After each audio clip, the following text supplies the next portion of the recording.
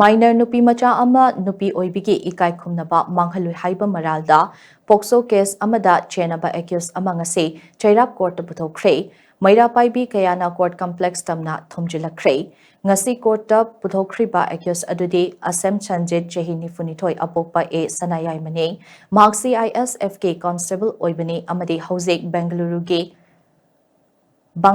ge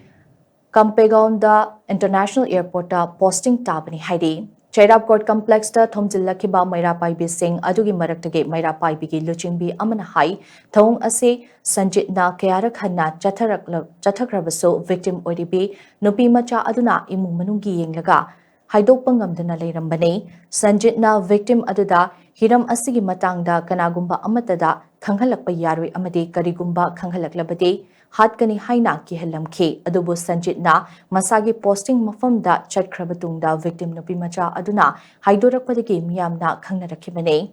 Mamang thakta asigumba case kaya ama laikrabasu warushin puraktana namshinduna laikiba kaya asina lamdam asigi mama oibi singi thamoi puba ngamde miyoi bagi chatnabigi wangmada leiba thawung chatharamliba Sanjit athuba matamda ahakpa chairak pibiu hainasu mahakna makatana fongdokhi Bangalore da magi posting chuti loduna chakhraba matungda isanu PSina koi myamda wapam singa se khangalakbadegi aikoina sigumba pokso ekchu chingi mini macha jema sei train ban chudri bani tara ka tha awu mari khatang helakba tanja asida asigumba saram chatpadagi maje nupa asina chandilajina magi